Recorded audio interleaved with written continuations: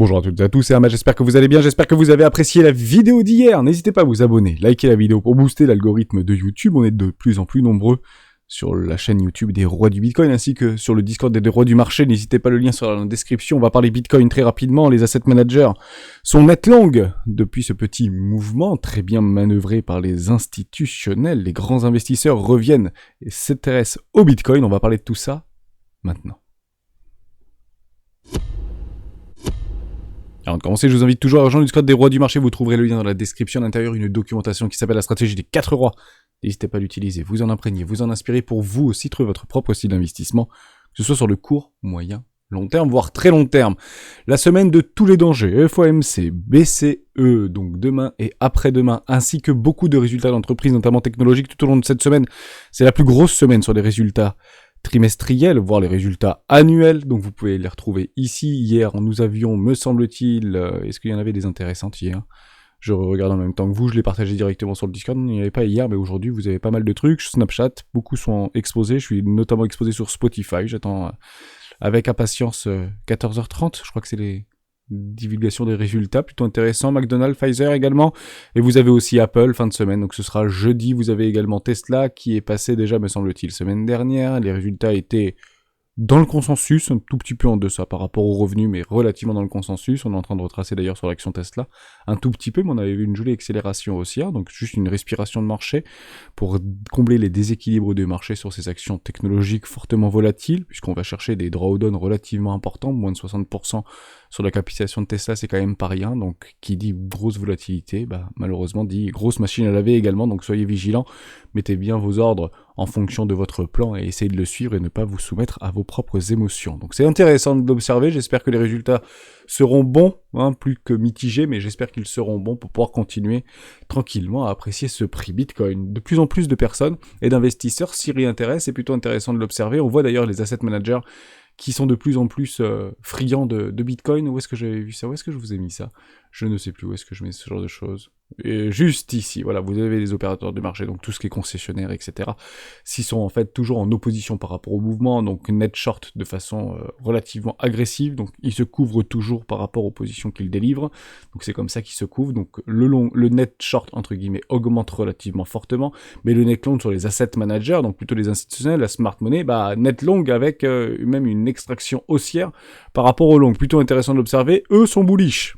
Voilà, donc je ne sais pas si la majorité est bullish, même si on le voit de plus en plus, mais ça, on le savait qu'on allait voir de plus en plus la youtosphère, des breakouts haussiers, les signaux d'achat, etc. Et c'est bon pour le marché, il faut que la news soit dans le mouvement pour accompagner ce mouvement, bien évidemment. Est-ce que c'est trop tard? Pas forcément, vous êtes toujours dans une zone de rechargement éco-classe, sous les 25 000 $, ça reste complètement intéressant. On approche d'un potentiel haut de range, de grosse résistance, c'est peut-être pas le meilleur moyen, donc c'est pour ça qu'on a fait la vidéo d'hier en fonction de cette entrée dite parfaite, qu'on a représenté dans un petit carré or ici par rapport aux dips. Les dips sont faits pour être rachetés, pourquoi? Parce que les breakouts ont été donnés, les signaux acheteurs ont été donnés et ont été confirmés avec une acceptation notamment en weekly.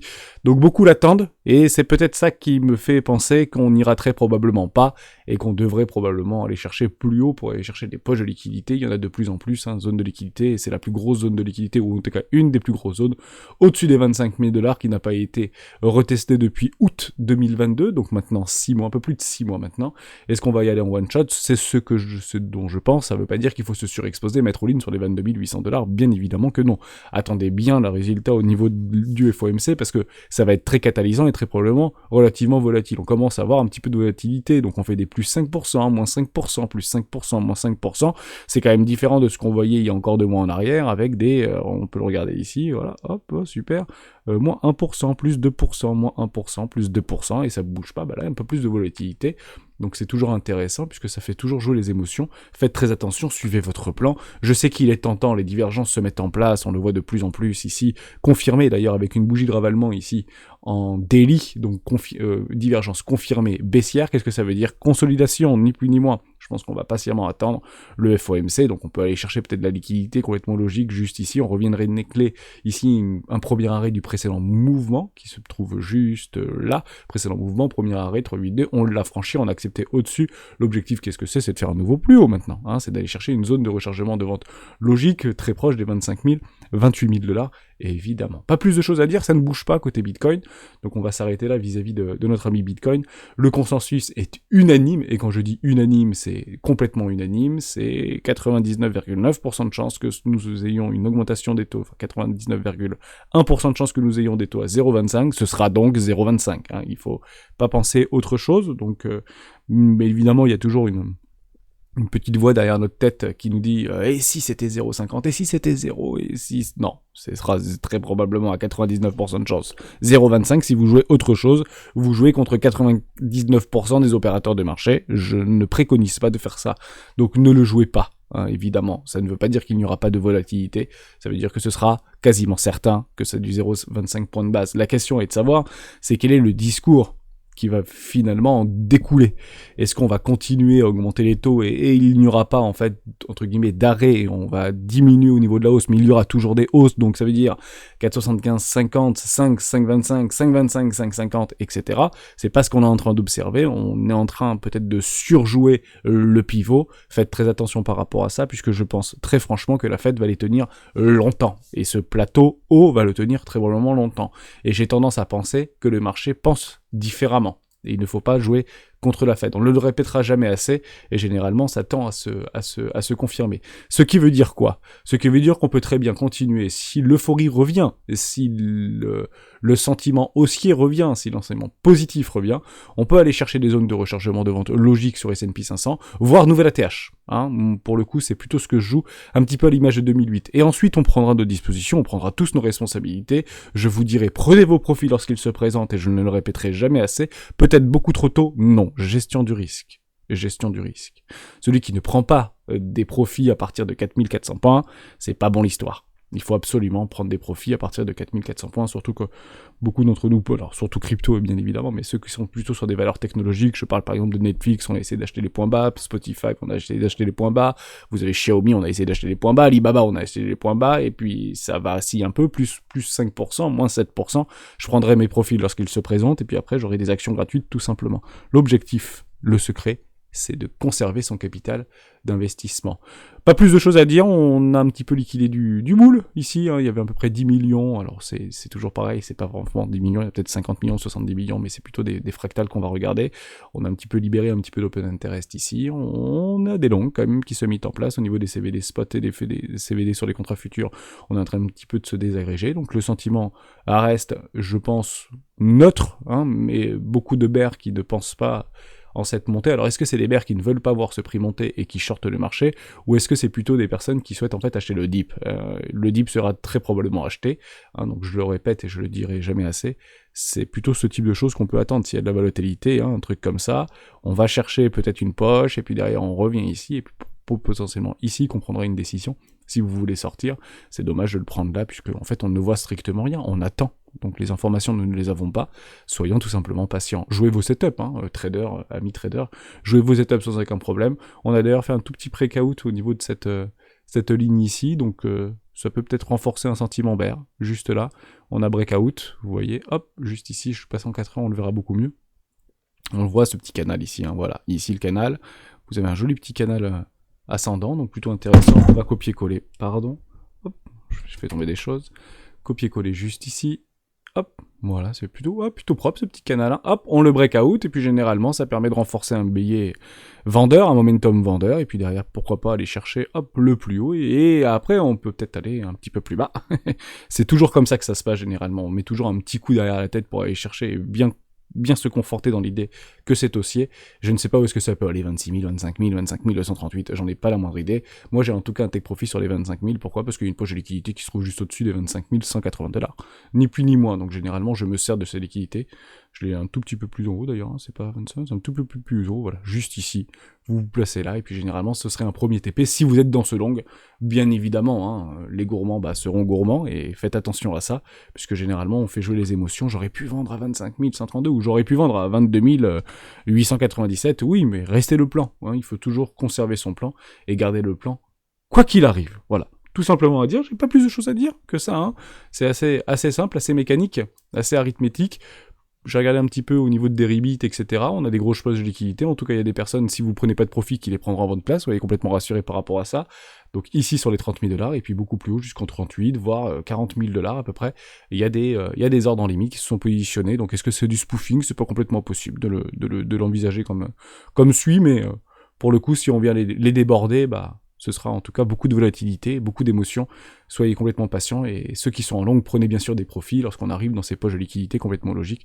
Sur Binance, on voit rien du tout, hein, pour le coup, et puis sur Coinbase, on voit aussi rien du tout, hormis quelques personnes qui continuent à racheter ici. On remet des ordres, hein, en limite juste là, sur...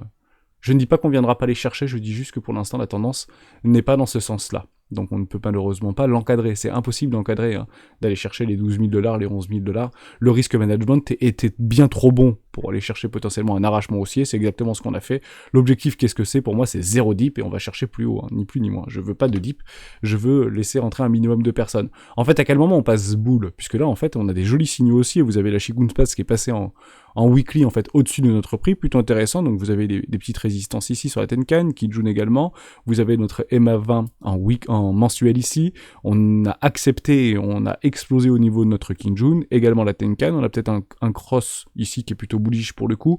Donc à quel moment on passe haussier? Je vais vous le dire à quel moment on passe haussier, ou en tout cas à quel moment les médias vont s'en emparer. On va continuer à grinder. Je ne connais pas la volatilité. On va percer le nuage. D'ailleurs, on va chercher notre EMA20 et on va passer au-dessus du nuage. Et là, à ce moment-là, on dira OK, à 44 000 $, c'est boule, c'est boule, c'est boule. Ici, il faudra absolument prendre des profits s'ils n'ont pas été déjà pris auparavant, puisque c'est à partir de ce moment-là, généralement, qu'on a un petit peu de vacille, qu'on vacille un petit peu sur le marché. Vous le voyez exactement là, au niveau, hop, quand on passe le nuage, beaucoup de volatilité, et voilà, ça range, hein, tout simplement. Et on revient chercher des zones de rechargement d'achat, premier arrêt, etc. C'est pas nouveau, hein, on le fait régulièrement, hein, sans aucun problème avec ça. Généralement, c'est ce qu'on fait. On passe le nuage, beaucoup de volatilité, des M qui se passent en weekly, M top en weekly, qui est annulé par un W weekly, on revient chercher une EMA20 en mensuel, on vient quasiment chercher notre Kijun ici, on réintègre le nuage, c'est très difficile, mais on avait déjà pris une sacrée montée, hein, ne nous y trompons pas, si on se trouve ici actuellement, plus 78% encore, on arrive encore à doubler Bitcoin d'ici là, ça veut dire que ça passe de 22 à 44, je dis pas non, hein, pour le coup, je prendrai bien évidemment des profits ici, je pense que c'est à ce moment-là que beaucoup passeront boule, tout simplement, je pense que là on n'est pas boule encore, pas du tout, donc on passera, je pense, très franchement boule si on vient à s'affranchir du nuage, et là vous aurez de plus en plus de bears qui passeront boule, en réalité, hein, donc ça reste que sentiment, actuellement les investisseurs rachètent, donc il faut être dans leur sens, c'est pas des petits, hein, qui font ça, je le répète souvent, mais ne nous mettons pas à travers ça. Pire encore, ne cherchons pas à vendre pour acheter plus bas. Et je parle aux élotistes principalement, c'est très difficile de vendre ici par exemple, parce qu'on le voit que c'est pas très joli, il y a des divergences qui se mettent en place, il y a une chute du momentum, un écrasement au niveau des volumes, même des volumes qui sont d'ailleurs presque décroissants ici, on le voit juste là, vous voyez que les volumes sont décroissants, alors que le prix monte, et bah c'est pas ce qu'on veut voir, nous ce qu'on veut voir c'est des volumes croissants, ouais, mais ça peut revenir fort, hein, puisque l'objectif c'est arrachement haussier sans dip, c'est ça en fait qu'on va chercher à faire, ça fait beaucoup travailler les émotions, hein, de regarder quelque chose comme ça. Donc oui, je suis d'accord que c'est pas très joli, mais ne vendons pas là-dedans pour penser racheter moins cher, parce que malheureusement, ce qui se passe dans 99% des cas, c'est qu'on est contraint de racheter plus cher. Dès lors, la meilleure chose à faire est très probablement de ne rien faire, tout simplement. Je vais m'arrêter là sur cette vidéo, on fera une vidéo plutôt courte. Vous voulez qu'on parle du DXY? Si j'ai reçu un petit message pour parler du DXY, on fera des actions demain sur un top action 2023. J'aimerais les regarder avec vous. Pourquoi pas? Donc actuellement on arrive sur des énormes résistances ici, hein, qui faisaient maintenant, enfin des énormes précédentes résistances qui font office de support, des hedge oppositions qu'on avait calculé ensemble. Malheureusement, ça s'est pas passé comme prévu, hein, puisque FTX malheureusement n'a pas aidé. Est-ce qu'on se retrouve un petit peu dans le même schéma que l'an 2000? Je ne pense pas, on n'est pas dans le même contexte que 2000. Beaucoup parlent de bulles, etc. Oui, sur quelques valeurs tech, je dis pas complètement le contraire. Est-ce qu'on peut en fait s'attendre à une espèce d'arrachement au niveau du DXY? Oui, mais catalysé par des informations que nous n'avons pas. Hein, il faut vraiment attendre le discours de Jérôme Powell, il faut vraiment attendre des indicateurs macroéconomiques pour potentiellement essayer même de le jouer, en fait. On le joue pas, on le subit s'il y a un retour gagnant au niveau du DXY, un truc comme ça, si vous voulez. Hein. On irait chercher notre fameux objectif des 117, voire des 121, puisque beaucoup tendent à l'oublier. Moi, je ne l'oublie pas, je le jouerai, hein, pour être tout à fait honnête avec vous, mais je pense pas qu'on parte to the moon. Hein. Très honnêtement, je ne le mise pas. Je ne mise pas la récession de 1929. C'est pas du tout le contexte, en réalité, qu'on est en train de vivre aujourd'hui, encore moins 2000, encore moins 2008. Donc je ne dis pas que, je ne l'exclus pas, mais pour moi, ce sera clairement des dips relativement profonds qui seront potentiellement rachetés, puisque personnellement, je pense que les bottoms sont faits. Mais il est vrai que ce sera pas très très joli. Ce sera de toute manière catalysé par une décision politique monétaire, hein, ni plus ni moins. Si vous voyez en somme, je ne le pense pas, mais si Powell dit 0,25 ou 0,75 points de base, bah c'est à peu près ce qu'on pourrait s'attendre, en réalité. J'en doute très fortement. Voilà, pour l'instant c'est baissier. D'ailleurs, on casse des trendlines que beaucoup voyaient précédemment, juste ici. Vous l'avez cassé, bah, ce ne sont pas des signaux haussiers, hein, d'accord? C'est plutôt des signaux baissiers. Donc on peut être dans le déni, on peut être dans tout ce que vous voulez, ceci n'est pas haussier. En réalité, on casse des trendlines historiques, on était dans une phase un peu bullesque ici, on pensait que ça allait un peu plus haut, bah ce n'est pas allé plus beau, Bitcoin n'est pas allé à 11 000 $, et bah, il faut faire en fonction de ce que l'on voit et non pas en fonction de ce que l'on croit, bah ceci n'est pas haussier, donc on peut continuer à se déprécier, et comment en fait on le sentira, c'est que bah, beaucoup de vendeurs deviennent de plus en plus vendeurs, renforcent leur billet bearish, et puis malheureusement le jouent. Hein. Soyez très vigilants par rapport à ça. Je le dis, je le répète, la volatilité va s'éteindre et les vendeurs sont éteints actuellement. Donc laissez les acheteurs reprendre la main de ce momentum, que ce soit sur les indices, que ce soit sur le DXY, que ce soit sur tout ce que vous voulez. S'ils veulent le reprendre au niveau des vendeurs, on le verra fort. Hein. Il n'y a pas de problème avec ça. On verra des grosses bougies rouges. Ceci par exemple. Des trucs un peu comme ça. Voilà, là faudra pas penser sur les indices que c'est de la chasse à la liquidité. J'en douterai très fortement. Vous voyez, ou quelque chose comme ça. Une bougie de ravalement. Ouais, on va chercher là, et là, on ravale tout, en fait. Ça, c'est pas haussier. Hein, ça, ce serait plutôt un signal baissier. D'ailleurs, vous avez un Dragonfly complètement... c'est pas très joli, hein, parce qu'on ravale la bougie complètement précédente, et puis derrière, on se prend le coup de grâce entre guillemets, récession, mais on a déjà perdu plus hein, sur ces valeurs-là. Vous avez la même chose ici, hein, d'accord ? On vient chercher, on vient grainer, et puis derrière, boum, une grosse bougie, zone de rechargement de vente logique. Je pense qu'on a atteint, on n'était pas loin d'atteindre d'ailleurs les 618, ici on peut le regarder.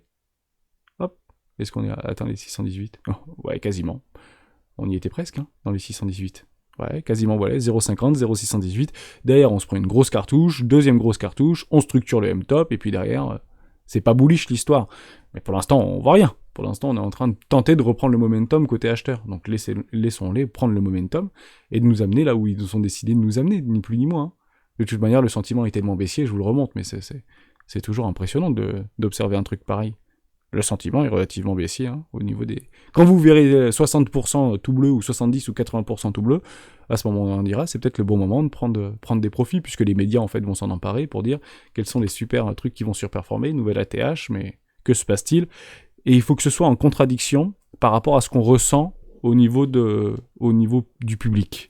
En somme, si on voit de plus en plus, par exemple, moi je m'intéresse beaucoup à l'immobilier, je regarde parce que l'immobilier représente une très grosse part du PIB dans les pays occidentaux, France, États-Unis, Europe, etc. Je vois que, par exemple, sur l'octroi de crédit par rapport à N-1, on est à moins 40% ou moins 42% de l'octroi de crédit sur de l'immobilier par rapport à N-1. Ça, c'est compliqué. Ça, c'est difficile. Et il faut regarder aux États-Unis, si vous avez une augmentation du chômage qui donne la courbe au niveau du chômage et qu'il y a de moins en moins de crédits alors qu'ils sont très endettés en termes de crédit revolving et crédit entre guillemets à la carte de crédit, à ce moment-là, ça peut être des catalyseurs pour déclencher des Black Swan, par exemple, ou des signes noirs. Ce sera très difficile à jouer et d'ici là, je pense qu'on pourrait faire un nouvel ATH. Hein, je le redis, je vous le remontre un petit peu à l'image, si vous voulez, de 2008.